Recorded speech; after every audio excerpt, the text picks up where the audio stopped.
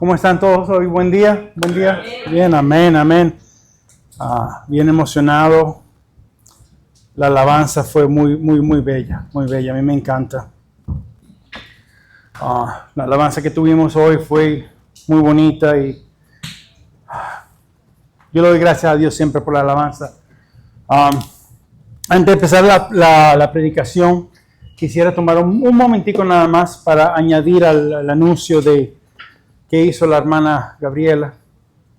Y es la siguiente: en el código para las oraciones hay una forma de que ustedes puedan pedir oración que sea privada. Quiere decir que si tú marcas en dos partes, privada, dice que quiero ser tan privada y no la quiero que la añades a la oración de todos, esa oración nada más va para los pastores. Quiero que tengas fe de que los pastores oraremos por ella y no la difundiremos. Pero si tú pones que sí, que la quieres compartir con la iglesia de nosotros y con la iglesia americana, ella pone directamente en un documento, la pone y la añade. Y como dijo la hermana, le añade las dos idiomas para que nosotros podamos orar por la iglesia americana y la iglesia americana pueda saber lo que estamos pasando nosotros y puedan orar por nosotros.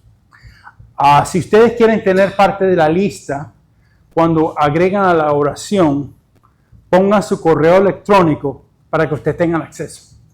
Porque quiero respetar las privacidades, pero si tú das el correo, pones ahí una parte de ser de contacto, ahí sí podemos darte para que tú puedas verla y tú nos ayudes a orar por todas esas oraciones.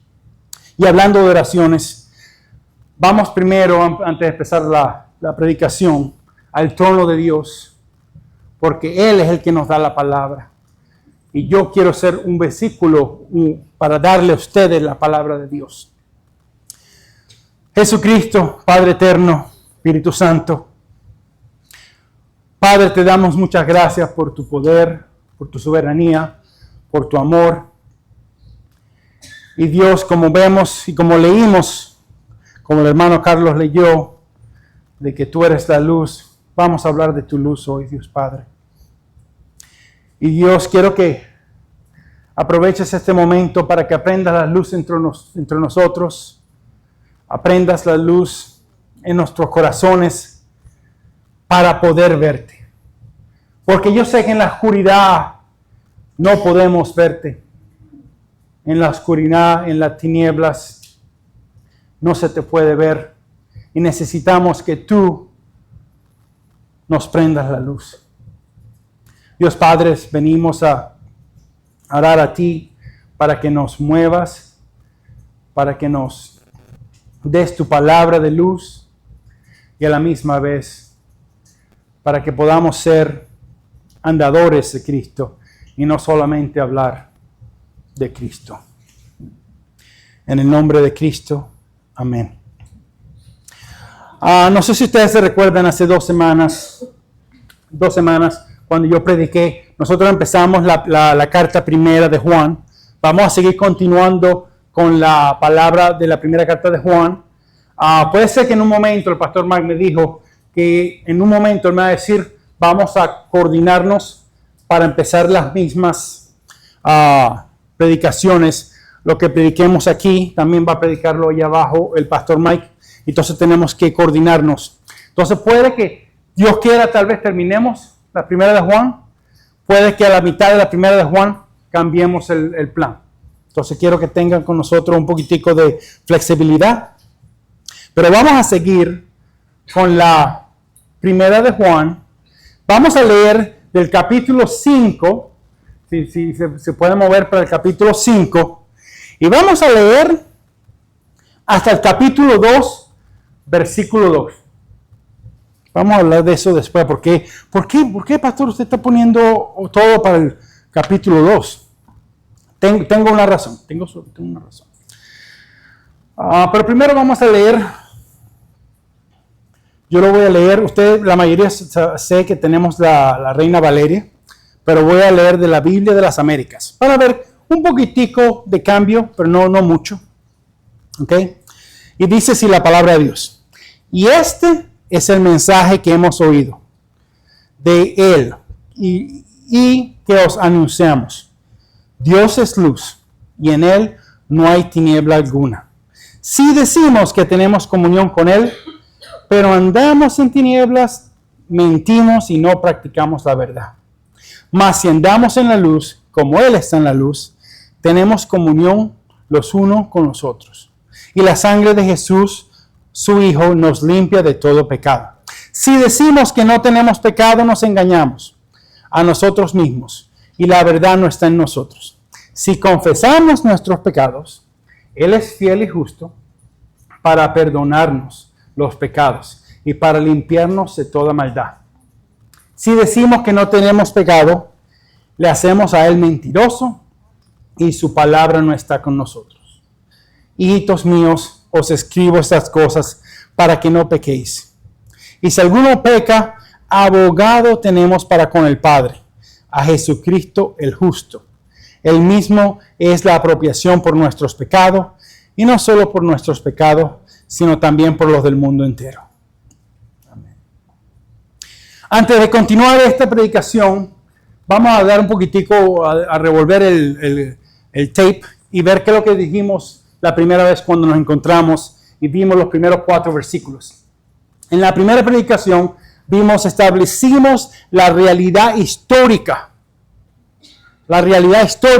de Jesús. ¿Okay? Recordemos que el apóstol empezó la carta anunciando nuestra fe en un Jesús real. En esa predicación vimos 3 puntos. El primer punto era recibir la revelación de Cristo. Quiere decir recibirlo tal como es dicho en la palabra, no como nosotros nos imaginamos. El Evangelio, decía él, no es una experiencia privada o sentimientos subjetivos, pero es un hecho histórico. Y él está escribiendo para defendernos acerca de los falsos maestros. En pocas palabras, creemos en Jesús tal como Él se ofrece en la palabra, no en versiones adaptadas a nuestro propio gusto. El segundo punto de la semana, de la predicación anterior, es relacionémonos con Dios y su pueblo. La comunión de Dios siempre ha sido una comunión con su iglesia. No sé si se recuerdan, yo hablé del show que se llamaba El Llanero Solitario. No podemos tener una buena comunión con Dios siendo llaneros solitarios, estando aislados. La invitación es entrar a una comunión con Cristo y con su pueblo. ¿Y quién es su pueblo? Su iglesia. Y al final, el tercer punto fue de regocijemos en la verdad compartida. No sé si ustedes tienen el mismo gozo que yo tengo, pero espero que lo tengamos igualmente. El gozo cuando una persona, conocida o no, conoce a Cristo. Más bonito, creo yo, a mí me siente mucho de amor cuando esa persona que empieza a conocer a Cristo y Cristo nos usó para traer a esa persona al reino de Dios. Eso sí es bonito, es un gozo bien grande. Entonces Juan nos llama a recibir a Cristo, a vivir en comunión con Dios y experimentar un gozo. Pero no lo dejó ahí, ahorita vamos a ver cómo es esto en lo práctico. ¿Qué significa tener comunión con Él en lo práctico? No un perfeccionismo, sino una confesión, una honestidad y una confianza de Cristo nuestro abogado. Porque si Dios es luz, entonces nosotros que tenemos comunión con Él, debemos de andar en esa misma luz. ¿Hay alguno aquí que conozca un marinero de tiempo pasado? ¿Has conocido o has escuchado ¿Cómo los marineros manejaban acerca de las costas antes de entrar a la tecnología moderna? Que ahorita tenemos un satélite y tenemos un escaneador, pero antes de eso, ¿qué usaban los marineros yendo a la costa? Un luz, un faro. Y el faro, hay un faro que es una de las 7 maravillas del mundo. Ese faro fue el faro de Alejandría, que se encuentra enfrente de Egipto. Su luz se podía ver casi 50 kilómetros. ¿Okay? Se veía bien lejos. Hoy, Juan, en estos versos, nos hablará de una luz, pero no de una luz de un faro, sino la luz perfecta de Dios. ¿Cuáles son nuestros objetivos hoy? Reconocer la luz de Dios. Vamos a reconocer cómo es que Dios es luz. Vamos a responder cómo esa luz nos purifica. Y a la final vamos a ver y reposar en la luz de Cristo. Empezamos con el primer punto, la luz de Dios. Ahí en el primer versículo 5 de la primera de Juan, dice, y este es el mensaje que hemos oído de Él y que nos anunciamos. Dios es luz y en Él no hay tinieblas alguna. ¿Qué significa ser luz? Que cuando la palabra dice que Dios es luz, ¿qué significa eso para nosotros? Nosotros podemos hacer un estudio de palabras y buscar qué significa la palabra luz. En el Viejo Testamento, la palabra que se usaba para luz era la palabra or. ¿Okay? 120 veces está en tipo sustantivo y 45 veces en sentido de verbo. En sustantivo es como decir la luz, y en de verbo ser luz, dar luz y brillar. Quiero que tomen un momentico y vamos a trazarnos hasta el primer libro de la Biblia. Vamos a Génesis y vamos a ver algo que tal vez ya ustedes conocen. Esto no es nada nuevo, pero tal vez no. Pero vamos a leer el primer capítulo, el tercer versículo. Aquí te voy a leer de la Reina Valeria, amén. Y Dios dijo, sea la luz, y fue la luz. Pero vamos a leer otra cosa. Vamos a movernos un poquitico más adelante. Vamos a ver al versículo 16. ¿Qué dice el versículo 16?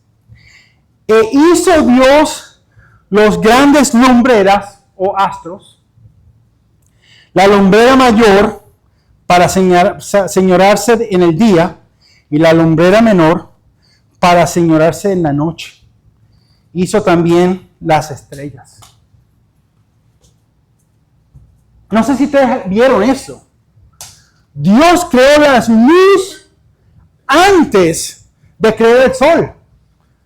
El sol no es donde viene la luz. Y aquí estamos viendo, y hay muchas partes en toda la palabra de Dios, cuando vemos de que cuando Dios habla de la luz, esa luz, Él está hablando de quién es Él, de su esencia. Aquí estamos viendo que la esencia, por medio del Antiguo Testamento, Dios mostró que es la luz, porque no había luz, y Él la hizo, y después puso el sol. Eso nos ayuda muchísimo, especialmente para corregir concepciones erróneas, porque muchos creían en el tiempo antiguo, y tal vez hoy también hay gente que todavía tiene esas creencias, que hay un Dios del sol. No hay un Dios del sol. El sol no es Dios. Aquí vemos que Juan nos dice, en la fuente suprema de la luz, Dios mismo es. En el Nuevo Testamento la palabra de luz es la palabra phos. ¿Okay? Son 73 veces que usa en el sentido de luz, luz del día, luz del fuego, forma literal, como cuando Jesucristo se transfiguró en la montaña, ¿se recuerdan? Vieron que su cara brillaba y la ropa se cambió como la de luz. ¿O se recuerdan la historia de Pablo? ¿Cómo conoció Pablo a Cristo? Fue una luz, ¿verdad? Una luz que lo puso ciego. A mí me gusta mucho aquí, y esta es una conexión que tenemos para saber que lo que estamos diciendo acerca de la luz de Dios no es algo distinto de lo que habla el Evangelio. El Evangelio en Mateo 5, capítulo 14 y 16 dice: nosotros somos la luz del mundo. Una ciudad situada sobre un monte no se puede ocultar. Ni se enciende una lámpara y se pone debajo de un almud, un cajón, sino se pone un candelero y alumbra a todos los que están en la casa. Así brille nuestra luz delante de los hombres, para que vean vuestras buenas acciones y glorifiquen a vuestro Padre que está en los cielos. Dios es luz. La esencia de la luz es Dios. Y también Juan, cuando dice que Dios es luz, también dice un paralelismo. Porque pone que Dios es luz y ¿cuánto de tiniebla hay en él? Como 5%, como 2%, 100%. No, él dice nada. Aquí tiniebla no es solamente la ausencia de la luz, es todo lo que es contrario a Dios. ¿Qué es contrario a Dios? La ignorancia, el pecado, la mentira. Todo eso está contradicto. Este contraste de luz y tinieblas la vemos, y es algo que lo vemos, Juan lo usa bastante. Él lo usó en el Evangelio de Juan. ¿Se recuerdan? Cuando en Juan 1 dice que el verbo era... ¿Cómo que dice? El verbo era... Ajá. No escucho. Era con Dios y el verbo era Dios. Pero después dice ahí mismito en eso en él estaba la vida y la vida era la luz de la humanidad. Esta luz resplandece en las tinieblas y las tinieblas no las pudo extinguir. En el capítulo 8 dijo: yo soy la luz del mundo, el que me sigue no andará en tinieblas. En el 12, yo soy la luz que ha venido al mundo, para que todo el que crea no viva en tinieblas. Vemos una lucha entre la luz y las tinieblas. Pero dice que las tinieblas no agarran la luz. La luz es más poderosa. La luz representa la santidad de la verdad. Y las tinieblas representan el mal, la falsedad y hasta la muerte. Juan aquí no está dando una descripción absoluta de la santidad, pureza y verdad de Dios. Y después de explicar que Dios es luz, Él nos va a dar cuatro. Él nos va a dar cuatro declaraciones que ponen en frente a frente lo que decimos y vivimos. Porque este es el problema que vio Juan. Este es el problema que nosotros vemos. Tal vez lo vemos en nosotros mismos. Primera declaración. Si decimos que tenemos comunión con Dios, yo soy creyente. Pero nuestra manera de vivir no se ve como que si fuera. ¿Qué es lo que dice Juan? Hay mentira. Segundo, si caminamos en la luz como como Dios es en la luz, entonces aparece un fruto hermoso. Tenemos una comunión con Dios, con su país, con su pueblo, y la limpieza de su sangre nos continúa limpiando. Bien bonito. Tercero, si decimos que no tenemos pecado, nos engañamos. Estamos mintiendo. 4. Si confesamos nuestros pecados, Dios muestra fiel y justo para perdonar y limpiar.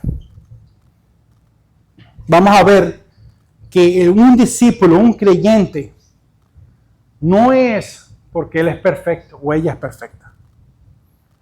El creyente, el discípulo, es aquel que camina en la luz, es honesto y confiesa y tiene fe en Cristo. ¿Te recuerdas el faro de Alejandría que te conté? Ese faro, durante esas épocas, cuando no habían los satélites, no habían las otras cosas, lo que hacían los piratas es ponían luz en las noches o cuando había tormenta para despistar a los marineros. ¿Para qué? ¿Qué querían hacer? ¿Qué creemos nosotros que querían los piratas hacer? Robarse. Querían que se agarraran, se fueran contra los arrecifes y agarrar después y saquearlo de todo lo que traían. Desafortunadamente, eso lo pasa en ese momento en los marineros, también lo pasa espiritualmente a nosotros. ¿Por qué? Porque tenemos la luz de Dios, pero tenemos personas que predicamos y tal vez estamos predicando una luz que no es la luz de Dios. Una luz que es falsa. ¿Ok? Pretenden brillar como si fueran la luz de Dios, pero cuando la examinas, no tienen nada. Le voy a mostrar una de las... Hay muchas que uno que puede mostrar, pero hay una que bien encuentra con esto, porque vamos a ver la conexión en un momento. Hay unos, no sé si han escuchado, hay unos cristianos que creen que ellos no pecan. ¿Han escuchado? Ah, no, yo soy tan cristiano. Yo tengo el bautismo del segundo del fuego. Que estoy en un momento tan espiritual que ya yo no peco. Eso fue creado tal vez sin nada de mala intención. Había un pastor que se llamaba John Wesley. Ese pastor John Wesley que empezó el metodismo. Él hablaba de algo que lo llamaba perfección cristiana o santidad entera. Lo que él creía, lo que él pensó, lo que él escribió, esas palabras fueron transformadas y desafortunadamente la he visto yo. Desafortunadamente se ven más comunes en iglesias de santidad, en iglesias carismáticas, en iglesias pentecostales. No estoy diciendo que todos, porque podemos tener iglesias bautistas que no tienen a Dios y podemos tener otras iglesias de otras denominaciones que tal vez tienen a Dios. No estamos hablando de esto, estamos hablando de una de esas predicaciones de las que tienen. Dicen que pueden llegar a ser perfectos. Pero aquí, yo no veo eso aquí en Juan. Ustedes lo ven. Ustedes ven que podemos llegar a no pecar en este momento. Yo sé que en el futuro, cuando Dios vuelva, amén, cuando Él venga, cuando nos cambiemos, cuando nos quite este cuerpo, y ya está bien viejito aquí, y nos dé un nuevo cuerpo, en ese momento sí, no pecaremos, pero en este momento no hay. Esa doctrina de impecabilidad no es real, sino es peligrosa. El verdadero creyente no dice, yo ya no peco. Escuche, si tú eres creyente, si tú crees en Dios y tú dices que ya no pecas, ¿qué es lo que dice Juan? Mentiroso, mentirosa. ¿Qué estás diciendo tú? No. Cuando uno dice que yo no peco, hay orgullo, hipocresía y hasta abuso.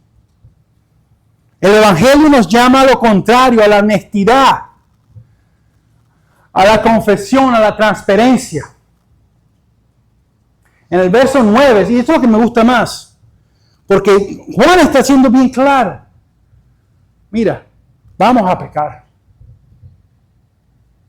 Pero tenemos algo, que es la confesión. Y Juan no está hablando de las pocas manchas que agarramos así en nuestro andado cristiano. Nosotros que somos padres, nosotros tenemos hijos y sabemos que cada hijo tiene su propia forma de ser. Y sabemos que hay veces que tenemos una gracia de Dios, amén. Yo escuché una historia esta mañana en la escuela dominical, no voy a decirlo para no darle embarazo, pero esa persona yo creo que era bien buena. Ese niño que a la juventud ya tenía una marca, una forma de ser bueno. Y así tenemos nosotros comprendemos a nuestros propios hijos. Y sabemos, este hijo, cuando hace algo malo, ese no es lo que es él o lo que es ella. No es su forma de vida, su estilo de vida.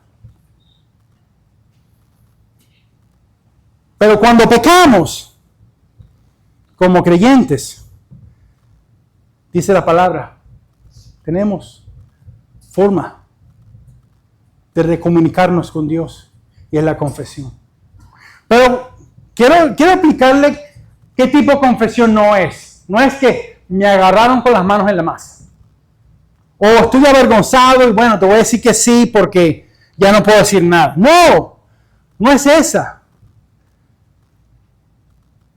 Es la confesión de que te duele tanto lo que has hecho, que hasta en el momento que lo estás haciendo, te duele.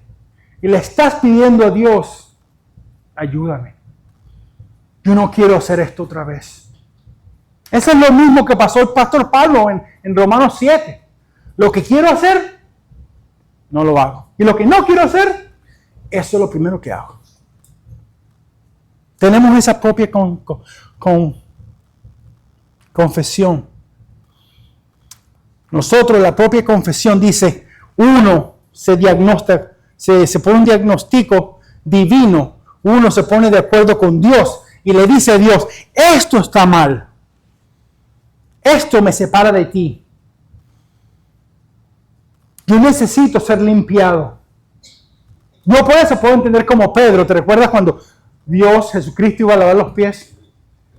Y Pedro dice, no, váyame completo porque estoy bien sucio.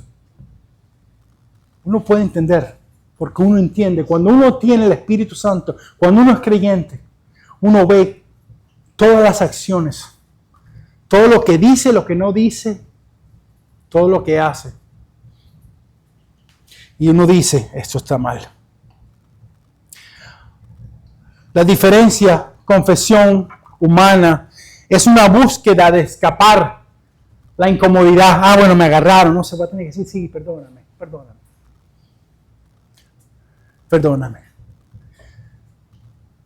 La otra busca ser transformada y restaurada.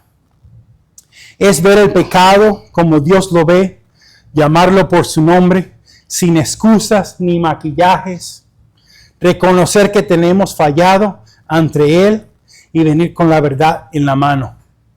Y sabiendo que Dios, maravilloso y fiel y justo, porque no va a traicionar su pacto ni sus promesas, y porque sabemos, Cristo pagó hasta por ese pecado. No significa que, si ya pagó, bueno, vamos a hacerlo. No. Porque recuérdate, es la forma de vida. Si uno tiene esa forma de pensar, eso todo cambia. No es como la persona que hizo la reformación, Martín Lutero, antes de conocer la gracia de Dios. Él iba al confesorio, fui al confesorio, y quería confesar, se ponía ahí como 2-3 horas confesando. Y se salía y dijo, se me olvidó esto, déjame volver para acá. ¿Porque qué? Porque si no me confieso, ahí me agarra. Bueno, mira, se me olvidó esta y también quiero confesarme porque se me olvidó. Ok, ya me voy. No es esa. Esa no es la confesión. Eso fue lo que él era antes de conocer la gracia de Dios. Esa es una obsesión. Juan nos llama a una esclavitud de miedo. Él nos está llamando a algo de amor, una libertad de confianza. la comunión cristiana no es un club de gente perfecta. Es una familia de pecadores, perdonados, que caminan en la luz, confiesan la verdad y reciben limpieza continua. ¿Por quién? Por la sangre de Jesús. Caminar en la luz significa precisamente eso, confesar y arrepentirse de manera constante, pero con la verdad. Y hay veces que yo, personalmente, yo tengo que decir, esto es pecado, pero no lo siento como pecado. Ayúdame, Señor. Ayúdame. Porque no lo siento como pecado. Caminar en luz, vivir en la verdad, confesar sin miedo y descansar en la sangre de Cristo. Y ya estamos casi para terminar, pero no sé si vieron que yo me fui y me pasé al capítulo 2. La razón por la cual lo hice a propósito, porque hay veces que cuando leemos nuestras Biblias, nosotros creemos que los capítulos y los versículos es un corte. Ya el 10 terminó. No. Recuérdense que los capítulos y los versículos fueron añadidos siglos después para ayudarnos. Porque tal vez tu Biblia tiene mil páginas, la mía tiene 1600. Yo no puedo decir, ve a la página 1200, porque tú vas a decir, no tengo 1200, llega a 1000. ¿Dónde estoy? Añadiste Biblia en la Biblia, ¿entiendes? Entonces le añadimos, yo agregué los versos siguientes, porque Juan no termina. Porque en el versículo 10 al 2:2 dice, si decimos que no hemos pecado, le hacemos a él mentiroso. Y su palabra no está en quién? En nosotros. Pero ¿qué dice él? Hijitos míos, estas cosas os escribo para que no pequéis. Y si alguno hubiera pecado, abogado tenemos para con el Padre, a Jesucristo el justo. Y Él es la propiciación para nuestros pecados, y no solamente por los nuestros, sino también por los de todo el mundo.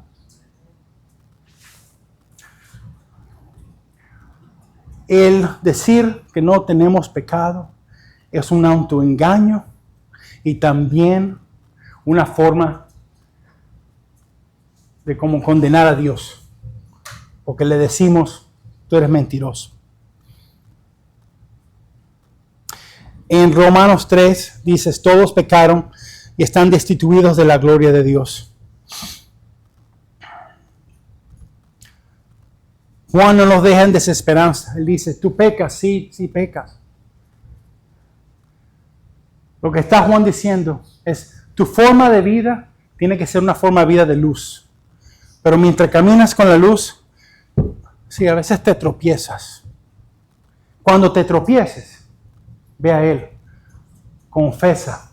Porque nosotros tenemos un abogado, un paracletos, alguien llamado a estar a nuestro lado, un defensor. Yo no sé si ustedes, yo sé que tal vez no les agrade que yo sea de esta forma, pero yo soy la persona que está manejando y está manejando bien suave. Y tú dices, bueno, mueve, dale, chole. Y no, yo estoy tranquilo porque yo aprendí una vez, yo recibí un ticket y yo no tenía para pagar ese ticket. Y desde ese entonces yo dije, yo voy a manejar a la velocidad del ticket que yo puedo pagar y que yo quiera pagar. Yo no quiero pagar ninguno, por eso siempre estoy manejando. Por eso es lo que pasa. Nosotros cuando vamos a un tribunal tenemos un ticket, vamos al tribunal y ¿qué? Dice culpable, porque sí, te fuiste para arriba. Pero igualmente cuando decimos que son culpables, nosotros tenemos que hacer el pago. La diferencia es que Cristo sale y dice, este es mío. Y aquí está el recibo. Lo pagué incompleto, completicamente.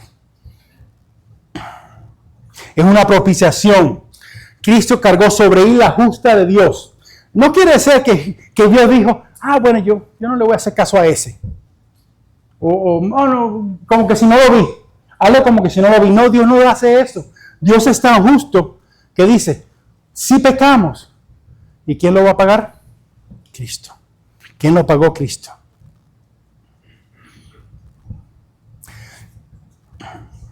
No voy a hablar hoy en día porque no quiero terminar temprano. Pero también en esta parte, tal vez lo haga en la próxima. Él habla de que Cristo no solamente pagó por nuestros pecados, pero sino también por todo el mundo. Esto no necesariamente quiere decir que todos son salvos. Hay mucho que uno puede sacar de esta interpretación. Hay mucho. Pero quiero que tengamos en cuenta, ¿okay?, de que la realidad que se ve ahí es que Dios está propiciando no solamente a los que, ¿cómo lo digo?